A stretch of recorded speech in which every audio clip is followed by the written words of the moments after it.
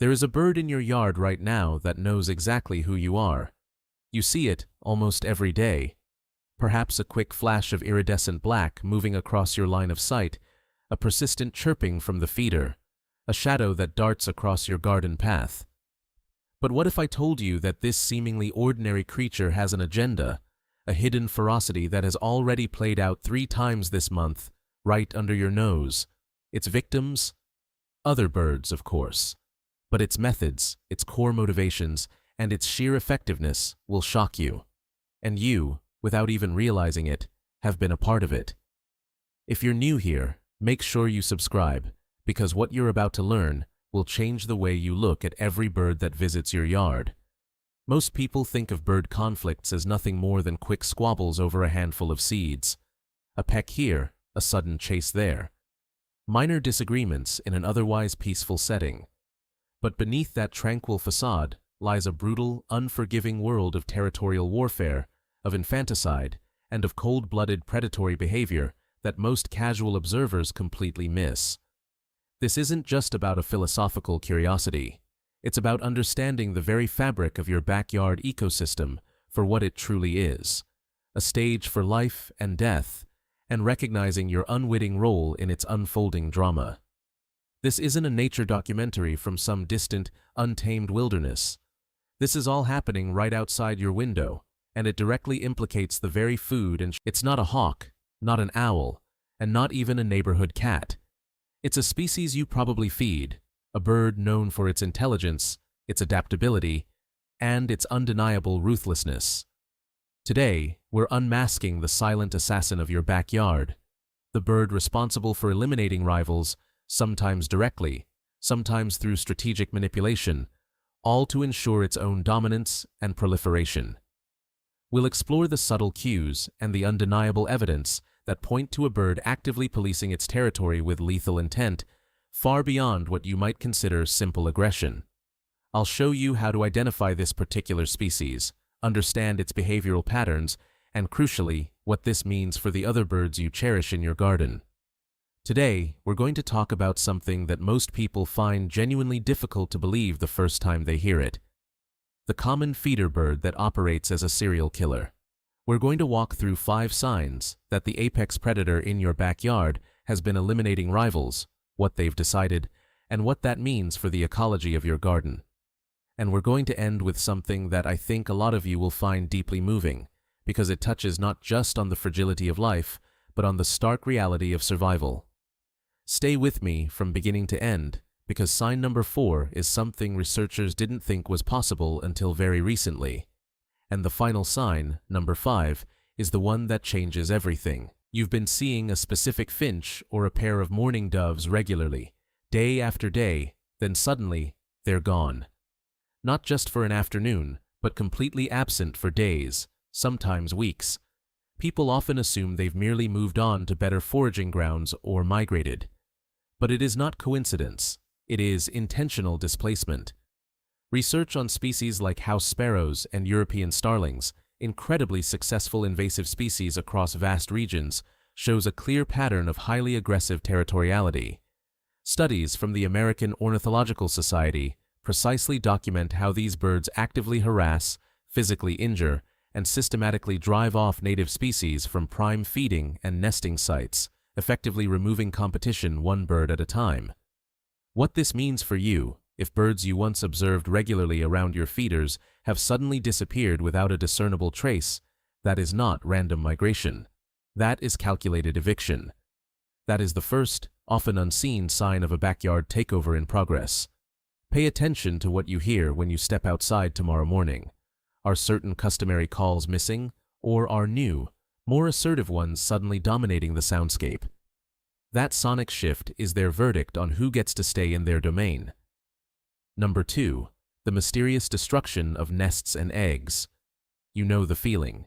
You watched a pair build a nest diligently.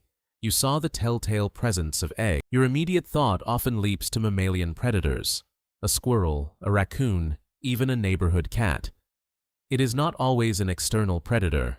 It is often the avian aggressor, the very bird we're discussing.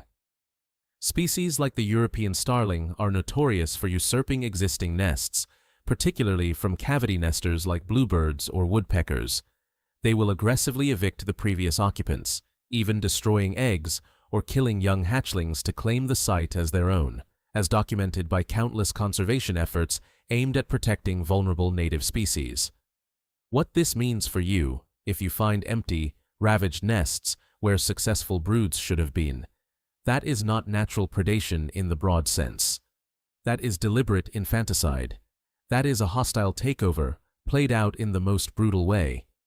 If you have ever found a perfectly built nest ravaged and dismissed it as random misfortune, I want you to reconsider. You may have been given direct, undeniable evidence of a territorial purge. Number 3. The silent disappearance of young birds. You know the feeling. You spot newly fledged birds, awkward and vulnerable as they learn to navigate their world, then a day or two later, they're simply gone, without a trace. Not flying further afield, just absent. You assume a hawk or snake got them. It is not always. It is often a bird of their own kind, one that views them as competition or a food source. They actively seek out and consume eggs and nestlings of other bird species, including smaller passerines within the very habitat they share. Studies from the Cornell Lab of Ornithology confirm they are significant predators in many bird communities, preying on up to 10% of nestlings in some areas. What this means for you, if nascent life in your garden seems to vanish prematurely and consistently, that is not simply misfortune, a random act of nature. That is calculated predation. That represents a vital food source to a growing family, belonging to the aggressor. But what comes next is something even most seasoned birdwatchers don't know, something that goes beyond direct confrontation. Number 4. A chilling hierarchy at the feeder. You know the feeling. One particular bird always seems to be there, dominating the best spots, chasing others away with remarkable efficiency. You think it's just being bossy, a bit of a bully. It is not just bossy, it is engineering a famine. Research into bird behavior at feeders has consistently shown that highly aggressive species, like the house sparrow, can effectively monopolize critical food resources. By constantly driving off other species, they ensure that less assertive birds get insufficient access to food, leading directly to starvation and significantly reduced breeding success for the marginalized species. What this means for you, if one species is consistently hogging your feeders and others are clearly intimidated, often waiting until the dominant bird has left before cautiously approaching, that is not merely good self-preservation. That is strategic resource denial. That is economic warfare that systemically leaves others to perish. This point, number 4, is especially crucial because it reveals a strategy few realize is lethal. Researchers didn't think this level of systemic resource control was possible until very recently, showing just how cunning these birds truly are. Number 5. The cunning mimicry that masks a true threat. You know the feeling. You hear a variety of bird calls, a rich, diverse symphony in your backyard. You assume it's just different species, an indicator of a healthy, varied population. It is not always distinct individuals. It is often the same bird, feigning non-threat, or even luring prey, or confusing potential rivals. Studies on species like European starlings and certain jays show remarkable vocal mimicry. They can imitate the calls of other birds, not just for display, not merely to attract a mate, but as a manipulative tactical advantage. Some researchers suggest this mimicry can be used to confuse or draw out smaller birds, effectively luring them into vulnerable positions, or even to create false alarms that clear an area for them to exploit resources without competition. While direct, minute-by-minute evidence of mimicry immediately leading to a kill is tremendously difficult to capture and observe in the wild, the consistent displacement of species combined with their deceptive vocal repertoire paints a picture of strategic, intelligent predation as extensively explored in discussions within behavioral ecology, highlighting the complex cognitive abilities of these birds. What this means for you, if your backyard sounds unusually diverse, but you actually see fewer truly diverse birds than you hear, that is not simply innocent mimicry. That is a sophisticated psychological weapon. That is calculated deception designed to ensure dominance, often leading to the quiet disappearance of less powerful birds from your immediate environment. This final sign, number 5, is the one that changes everything because it implies a level of cognitive malevolence previously attributed only to larger, more overtly predatory animals, forcing us to fundamentally reevaluate what killer truly means in a feathered form. I've saved this one for last because it belongs last. Everything we've talked about today has been about aggression, territory, survival, and the science of what birds know and how they secure dominance. And that science is real, and it is profound in its implications. It happened when a bird you thought knew only peace seemed to embody true ruthlessness, and you saw the aftermath, perhaps even witnessing the initial act. We humans tend to project our own values onto nature: kindness, fairness, benign coexistence. We want to believe the lovely birds at our feeder are just that, lovely, harmless. But the reality, as we've explored, is far more complex and often undeniably brutal. The specific bird in your yard, the one that has systematically eliminated rivals, is not evil in a human sense. It is simply a master of adaptation, a survivor playing the game on nature's terms. The true climax isn't just recognizing its methods, but recognizing your role in its success.